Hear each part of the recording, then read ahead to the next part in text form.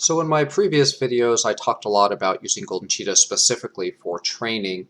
What I want to talk about today was using it to help prepare you to do well for races. So, doing well in a race consists of two things. One, it consists of preparing properly for that race, and then second, of course, is actually racing well in that race.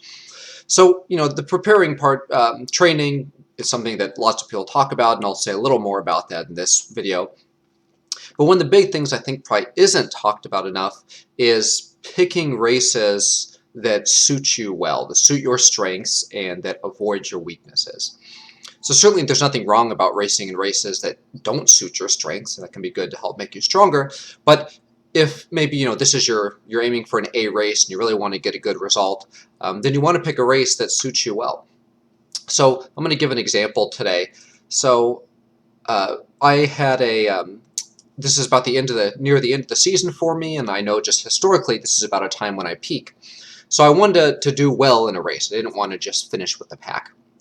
So I was looking through some of the different races that I could go to. And this was one I looked at. So here's the Strava chart for it. So it's a road race. Each loop is 20 miles. We did 2 loops, so that's 40 miles. And so when you look at this immediately, you see it's a fairly lumpy course, rolling hills. These look steep. It's just because I live in Iowa and there aren't that many hills in Iowa. So even the steeper parts are only maybe a few percent increase. But nonetheless, it is rolling hills. So that works for me well because I'm a light guy. And so I do well going up hills. On the other hand, if you were heavier, then this probably would not be a course to suit you, right? You would either want a course, you probably want a course that's quite flat to work well with you. So just an initial glance, it looks like this potentially is a course that could do well for me. On the one hand, I'm pretty good about conserving energy, so that helps for road races. And two, the up and down nature means that it's going to suit my strengths as being a lighter guy. So then the next thing to think about is, okay, well, how could I possibly win this race, right? Pretty much any race you can win one of 3 ways. You can win it in a sprint finish, you can initiate a breakaway, and maybe you'll be a solo breakaway, or you can join someone else's breakaway. So the question now is, which of these could potentially work for me? And you might sort of have some ideas about what you're good at and what you're bad at, but one of the great things is by using a power meter, and I'll talk about saying Golden Cheetah, you have something that's not going to deceive you. We might feel like we're good at something, but the numbers don't lie. We can look at it and see objectively what are we good at and what are we not good at. So the easiest way to tell what are your strengths and your weaknesses is to go and open up a power profile chart. So to get this, I just went to Google Images and searched for power profile chart cycling. And there's a whole bunch of them. I just picked one. They're all the same thing, so I think I probably picked this one right here, but they're all the same. So what it shows, if you're not familiar with this, is it looks at the watts per kilo, so your power to weight ratio, and it looks at it over 4 different time intervals. So 5 seconds, so essentially what is your max sprint? 1 minute, so something like maybe closing down a break or the finishing of a hard race. 5 minutes, so a VO2 max kind of thing. And FT is for functional threshold power. And so this is your longer range. And then the nice thing, so this is from the book Training and Racing with a Power Meter by, I believe, Dr. Andrew Kogan. So based on their coaching and looking at a lot of people they've worked with over the years, they were able to get sort of a range for the different categories, what kind of power to weight ratio they put out in these different intervals.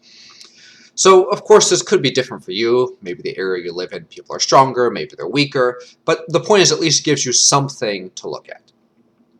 So how do we utilize this? So what you do is the easiest way, I think, is just to go into your Trends tab on Golden Cheetah. And then they have your best 5 second, 1 minute, 5 minute, all the way up here just laid out for you. So once you do that, pull up my calculator. So let's say I want to find my 5 second watts per kilo. I take my max 5 second power, 1041, and divide it by my weight in kilos. And that gives me about 17.1. So I compare that over here. So that's according to their scale, that's about the top of Cat 3. So I'm racing a Cat 4, so that's good. That means I have a good watts per kilo for sprint. Now, when I did this a couple months ago, when I was looking for races to go to try to make an A race, roughly what I had was I had a strong sprint. I had a really weak 1 minute. I mean, it's kind of embarrassing. I feel like it was like low Cat 5 or even in the untrained, which is funny because I wouldn't have necessarily thought I was that bad just by my own perception. And I had a pretty good 5 and a pretty good functional threshold power. So at that point now, I can use that information for two things. One, I can use it for training, and two, I can use it to try to select how I could try to win this race. So my functional threshold power power to weight ratio was decent. I don't remember exactly what it was, but it was in Cat 4, which is what I'm racing. So that seems good. The problem is when I look at this course, yes, it looks lumpy, but really it's fairly flat. There's no long climbs. I mean, I think the longest climb is less than half a mile. So in that case, it's not so much power to weight ratio that matters. It's just power, because there's not enough hills to make my light weight be an advantage. So at the start we said, right, this is maybe a little too lumpy for a big guy, but that's not necessarily true. Because it's not so lumpy, so many hills, a bigger guy, if you have a big functional threshold power, if you can put out big numbers over a longer period of time, then a breakaway might suit you really well here. But for someone like me, where my functional threshold power is low, this would probably not be good enough for me because it's not steep enough. So in that case, I threw out the idea of initiating a breakaway, and I threw out the idea of trying to join in a breakaway. So that all that leaves me with is a sprint finish. So with that, I went in and looked at the sprint, at the finish here. So here's the finish. It's a little less than half a mile. The average gradient is 3%, but you can see the hill actually drops off. So really at the start, you're looking at roughly between 5 and 6% for about half of it, and then it levels out. So that's good for me. So this does play to my strengths, right? It's uphill, so being a light guy, uphill is good. And it's a sprint, and I saw that my sprint power to weight ratio was very good. So in that case, I saw this does work for me. So what if you're not a light guy, what would you look for? Well, if you do have a good sprint, then you would want a flat or maybe even a downhill one. Or maybe, depending on the day, a flat and a tailwind would make it very useful for you. So it's not just about being light, it's about finding what actually works for your body type and for your strengths. Okay, so great. So it looks like that the sprint uphill finish suits me. So then what I did is I looked at how long is this finishing hill. So based on other people's efforts, I'm seeing a lot of them. So fastest is 43 seconds, slowest on the first page at least is 54 seconds. So I don't know, let's call it roughly 50 seconds or so. So when I looked at that though, I realized that's not good for me because previously my 1 minute strength to weight ratio was very low. Nonetheless, I felt like there was enough other good things about this race. The fact that it's a little bit lumpy suits me well, and the fact that it has an uphill sprint finishes me well, that I felt like I had a chance to do well. So I focused then on bringing my 1 minute power up. I did a lot of 1 minute intervals. I would do at least once a week, a lot of times twice a week to bring it up. And in doing that, I actually brought up, I believe, to high Cat 4. So now I'm good in my 1 minute power. So that's sort of the planning aspect of it, right? Essentially, you want to start out by just going in and plotting these values for yourself. See where you're strong, see where you're weak. Then the next thing to do is to look for races that suit that for you. Try to play to your strengths and try to minimize your weaknesses in the race. And then if you do this early enough, you have time to sort of work on things that might be helpful for you.